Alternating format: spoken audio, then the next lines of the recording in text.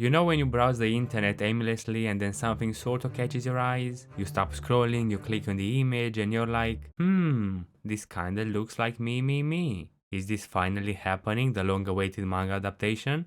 No, it's not. Shame.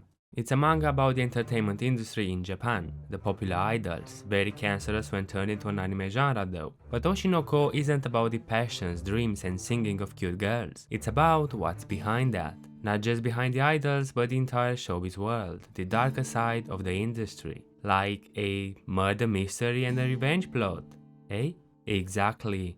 The story kicks off with Hoshino Ai, a famous idol at the age of 16 that pops into the rural clinic of Dr. Goro. She's pregnant with twins in 20 weeks, that's 5 months, and decides she wants to go through with it. Goro, as a doctor and a huge fan of Ai, he's got a bit of an obsession, supports her until the moment of birth, but right before she was about to deliver, a mysterious individual looking for her seizes hold of Goro and murders him. Luckily for Hoshino Ai, she gives birth without Goro's assistance, but sadly for Goro, he died. Or did he? Here's where it gets a little bit interesting but slightly creepy. It turns out Goro reincarnated as one of the children of Hoshino, and his name is fucking Aquamarine. Who names their kid Aquamarine? He keeps his memories intact as a baby and he's a little simp, an adult in the body of a baby simping for his favorite idol, who's also his mother. That could be the title of a light novel. His now sister is also a fan of Ai, who reincarnated as her child. I mean, maybe that's just how life works, you know? But it's a dream come true for Goro. He gets to be permanently with the person he idolizes and even helps her achieve her dreams. Not the healthiest obsession, but hey. The first few chapters act as a prologue to a larger story. They revolve around Aqua and Ruby as babies, how they handle this new life they somehow got themselves into, and we also get more insight into the entertainment industry. It especially focuses on the fakeness of it, how idols are portrayed as these perfect beings, how the people in the industry only care about numbers and earnings, which is nothing mind-blowing. Of course, money is what matters, but the manga does a great job at portraying that aspect as normal. It doesn't try to dramatize over it, it just shows it how it is. And then there's this guy having a full-blown conversation with a baby about acting, the industry, editing, how things work around there, and even hands him a visit card. As I said, normal. But things are about to take a little twist. At the beginning of the first few chapters, there is a page that shows interviews from the future regarding Ai and her kids, building up different mysteries that should lead to an eventual reveal of some sort, like who is the father of the kids, how does the reincarnation work, what's this big event that will shake the story. The manga puts these questions and many more out there and then sets the pieces in motion with Ai's death. An idol having kids is betraying the fans, and one of those fans took it upon himself to punish Ai. But he was just a tool to commit the murder. Someone else was pulling the strings. Who was it? It must have been someone close enough to Ai to know her location. Maybe someone in the industry, perhaps the kid's father himself, as Aqua speculates. Whoever was behind it, Aqua is determined to find him and kill him. The revenge tragedy begins.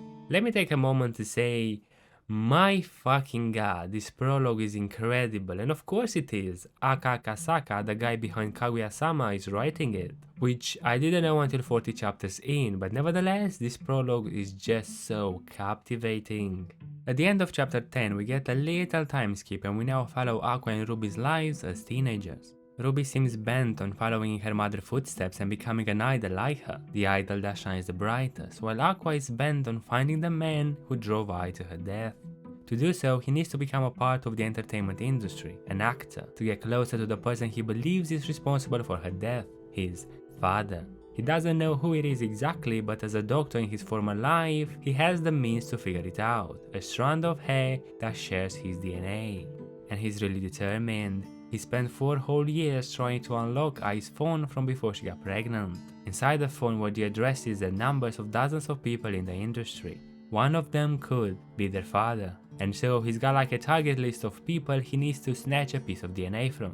That's Aqua's conviction. And so the story kind of follows the journeys of these two. Ruby, who wants to become an idol, and Aqua, who wants to find the person responsible for Ai's death. And because their jobs are part of the entertainment industry, their journeys intertwine. We get to follow both of these characters without ever feeling like their POVs are disconnected. And that's some remarkable structure right there. When we follow Aqua, we get to learn about the acting industry, the various techniques actors use, how they are treated, what goes through a director's mind. The information is quite detailed and seems believable enough to a guy that doesn't have any insight into it.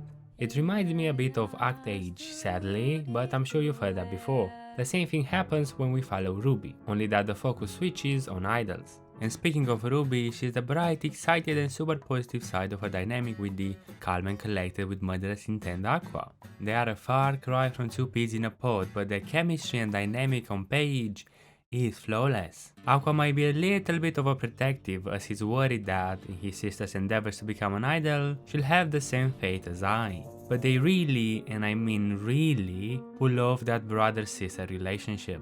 It's scary how believable it is. The fact that they already had a connection in their previous lives might contribute a bit, but they are not aware of that though. There's a very meta aspect to this manga. For example, around the 17th chapter, a popular in-universe manga gets a live adaptation. The producer doesn't really care about any of it and the actors are all kind of shit, just there because of their pretty faces. And there's this part where the creator of the manga sees the result and is super disappointed, the fans hate it too. They made a mockery out of her hard work. And I feel like that's something anyone from the anime manga community gets. All of us have that manga that got a shit anime adaptation or, God forbid, live action. Oshi no Ko is full of these kinds of meta references. They are explored in depth, so I guess references might not be the word here, but it takes the current well-known and disliked concepts and spells out the problems with them. It's interesting coming from the point of view of an established mangaka. The manga also embraces the current social media with all the good and bad aspects of it. You have people who want to become YouTubers, TikTok is a thing. Unfortunately, Twitter is as influential in the manga as it is in real life. People get fucking cancelled. It shows how shallow everything is, how people's opinion on the internet get influenced by nothing. They can change at the snap of a finger. They can hate you today, but with the right tools they can love you tomorrow. It's fucking wild, but so realistic. The way Aka Akasaka implemented the modern entertainment in this manga is just so amazing. He's most definitely in touch with it. Overall, this manga is such a surprise, especially to me since I went in completely blind. What really drew me in was its structure. It plays around with so many elements, the showbiz industry, idols, acting, murder mystery, revenge, reincarnation, social media and so on, yet nothing feels out of place, no element is disconnected. I think this is it boys, this is the manga, maybe I'll even do a Who's the Father theory.